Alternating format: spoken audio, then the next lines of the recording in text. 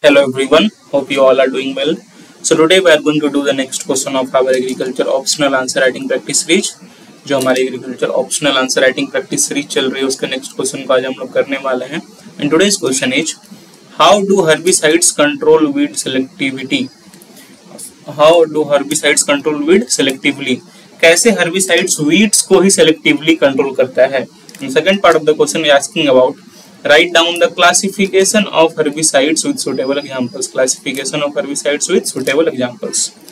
So this question was asked in 2022 UPSC Indian Forest Service examination, that is agriculture optional paper of IFOS examinations which is conducted by UPSC.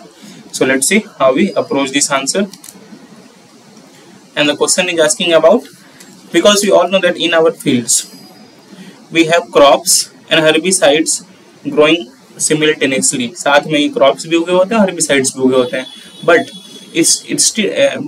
Instead many times what happens that herbicides kill the crops, kill the weeds, not crops, kill the weeds selectively without harming the crops. So the question is asking how they do kill weeds selectively without harming the crops. What are the reasons how they are able to do that? So this is the first part of the question, and the second part of the question is a quite simpler one, that is classification of herbicides with examples. So let's see how we approach this question. We all know what herbicides are. Herbicides are herbicides, or you can also say it weedicides. Herbicides or weedicides, they are used to kill weeds.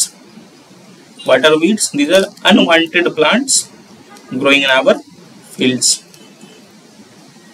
So let's see how herbicide kills the weed selectively.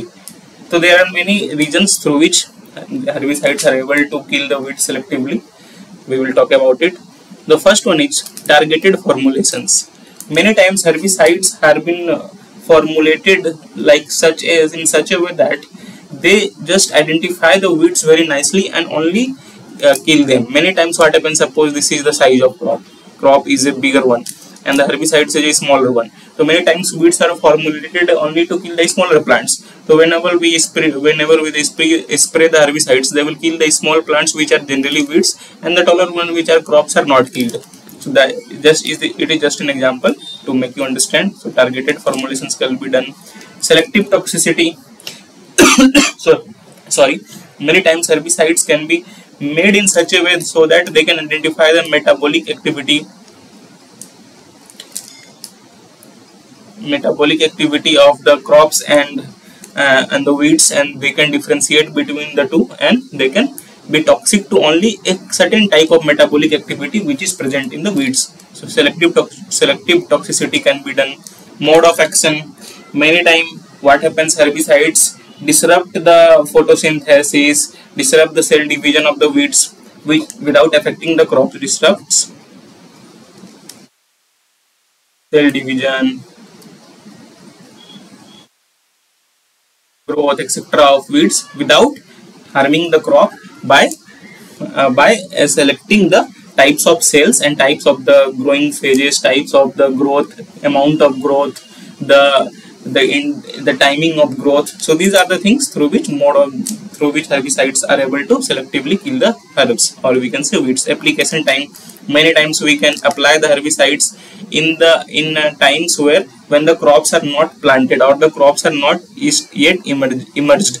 Suppose we have a field. इस field में क्या हो रहा है, crops हमने लगाया, herbicides निकला हुआ, पर क्या क्रॉप अभी हो सकता है इमर्ज नहीं किया हुआ, तो हम लोग उस टाइम हेर्बिसाइड्स का यूज कर देंगे, तो यहाँ पे जो भी वीड्स होंगे वो मर जाएंगे without affecting the crops as they are not yet emerged. The time of application is also important. Many times what happens, the growth phase of herbicides, suppose the crop is in vegetative stage and the herbicide is in some other stage, is in reproductive stage.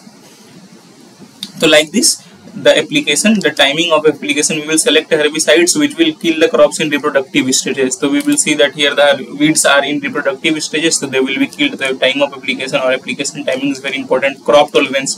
Many times many crops are tolerant to certain amount of herbicides. So whenever we apply the herbicides, the tolerant crops do not get affected while the weeds are killed. The crop tolerance is another thing. Localized application, that is we will apply only onto the weeds. Suppose this is a field, crops are here, and in some small areas there are weed infestation. So we will only apply the herbicides in those areas where we can see weed infestation. So localized application can help only kill the weeds and the crops will be remain unaffected.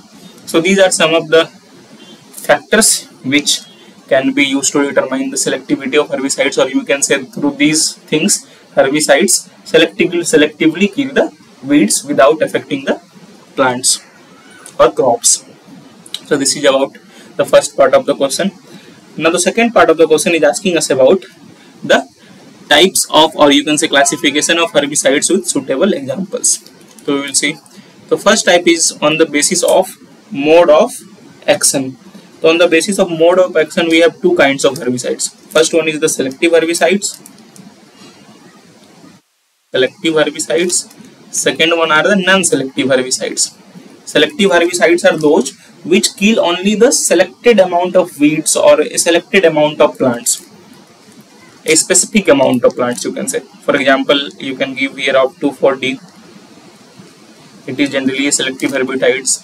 Whereas non-selective herbicides are not able to differentiate between any type of crop. Whenever, suppose this is a field, there are different types of crop here, and if you apply the non-selective herbicides, they will kill all the plants without any specificity. They will kill everything. Whereas when we apply a selective herbicides in a field, so they will selectively kill a specific type of plants for which they are designed.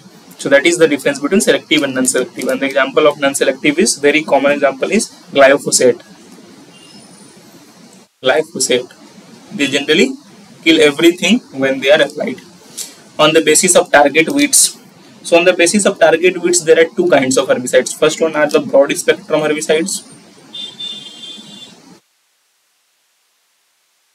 and the second one is the narrow spectrum herbicides. So broad spectrum are those which are effective against a wide range of weeds. Suppose there are in a field there are three different kinds of weed infestation. Of three different kinds. तीन तरह के यहाँ पे weed आपको एक field में दिख रहा है. So we will use broad spectrum so that it kills all the types of weed. While as narrow spectrum targets the specific weeds. While narrow spectrum will just kill only one type of weed. So generally narrow spectrum is used when the field is infested by a single type of weed, and broad spectrum is used when the field is infested by different kinds of weeds. And like for example of broad spectrum, you can write here atrazine, and for narrow spectrum you can give the example of dicamba, DICAMB, dicamba. So this is the another types of herbicides on the basis of target of weeds. Now the third one is on the basis of time of application. That is when we are applying the herbicides. Generally it is of two types. That is pre-emergence and post-emergence.